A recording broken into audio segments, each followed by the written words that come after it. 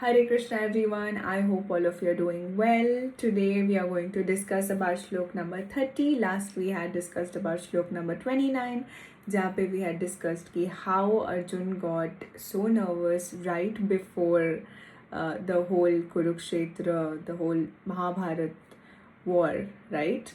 And then today we are going to discuss shlok number 30 which says न च शक्नोमि अवस्थितुं भ्रमतिवा च मे मनः निमित्तानि च पश्यामि विपरीतानि केशवः,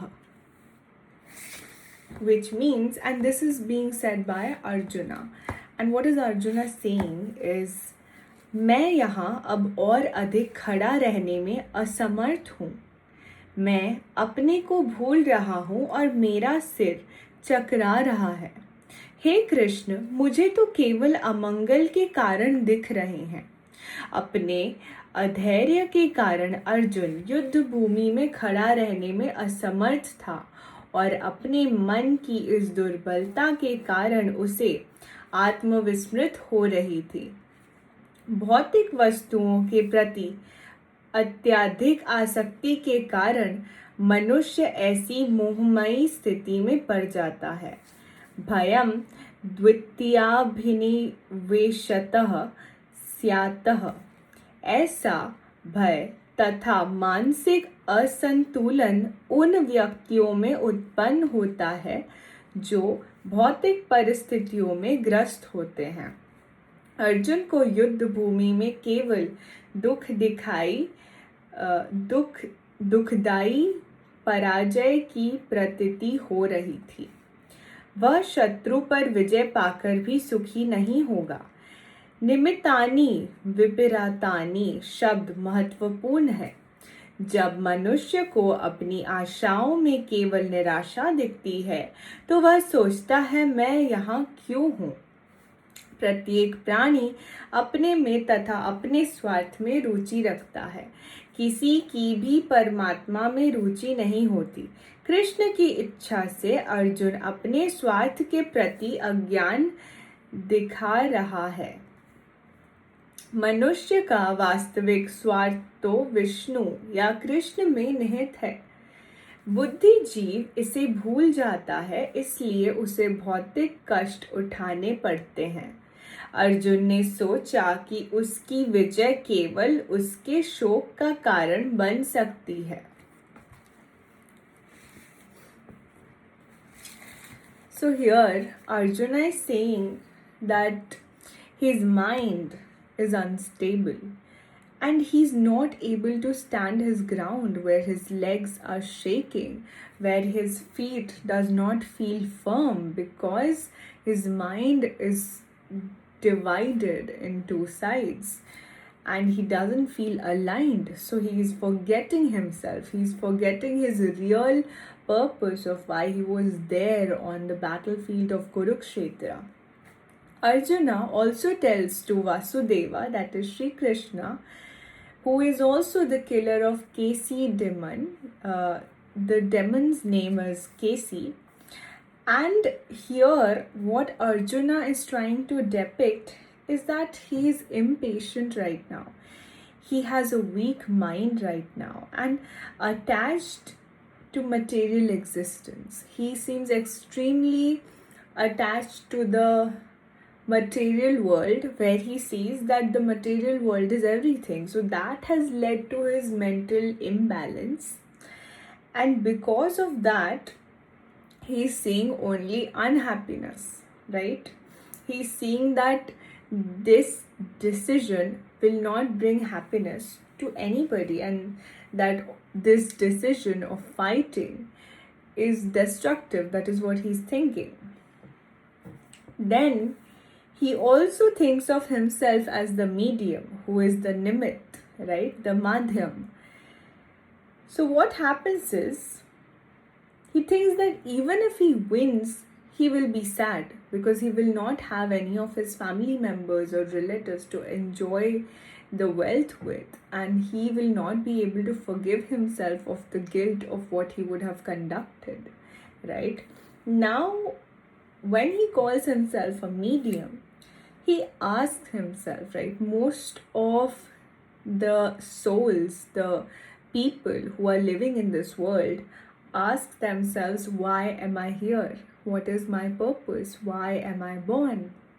When they are going through all the sadness and sufferings in Maya, that is in the material world, they ask themselves always. And everyone has certain selfish needs where the selfish need does not include Sri Krishna or it does not include Lord Vishnu. When it starts including Lord Vishnu or Krishna, that means that that person is a devotee of Lord Krishna. Then only he can desire Krishna in everything and in everyone in his life. So, what happens is Arjuna is he is not selfish, right? He doesn't want anything for himself. So he's disregarding the selfish needs that I don't need all of these things for which I have to go through this destruction where I have to kill my relatives or my family. I don't want to do all of this. And hence he is trying to submit to Lord Shri Krishna as to what is to be done. Whereas he does the perfect thing that brings him closer to the purpose of his life, that is finding Lord Krishna in his best interest, which is his soul's real self-interest. Actually, whenever we are born on earth, we are given a chance to go back to Godhead, to actually do our material duties, and then go back to Godhead in spiritual purpose. Like, for example, the spiritual purpose of every soul's life is actually to go back home, that is to Godhead, which is also called moksha. So here, Arjuna, when he's in pain, when he's confused, when he surrenders to Krishna, asks to Krishna that what is it that I can do? I don't understand. This is such a dilemma where I am stuck. That's when he has submitted completely to Krishna that whatever is going to happen is going to happen for my good, and that Krishna will take care of it, and that Krishna will guide me towards the right path. And this is the sort of faith that Arjun has on Krishna, and that each devotee has on Krishna, that Krishna helps guide their boat towards the final destination from the Bhav Sagar.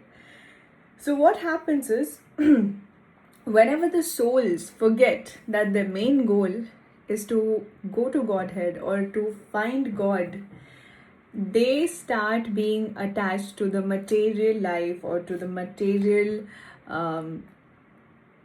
sufferings, I would say. Whenever they attach to the material life, they go through material suffering and pain, and that also creates a karmic cycle all around it. So the only way is by surrendering to Lord Krishna, and by that it does not mean that we do not have free will.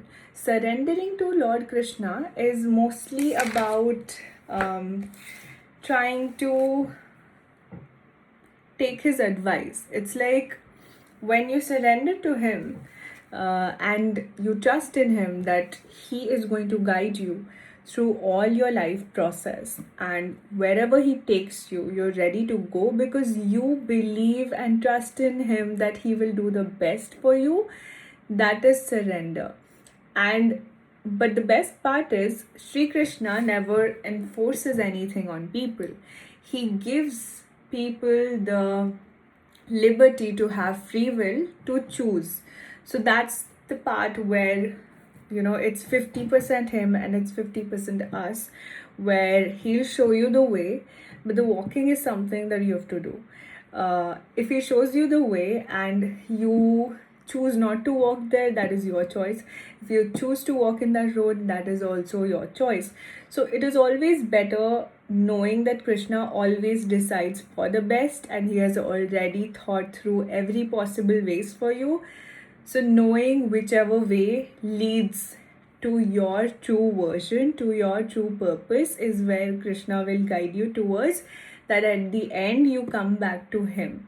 So that is the ultimate purpose in life, where that materially you have to attain certain things, you have to do certain responsibilities, you cannot break free from that.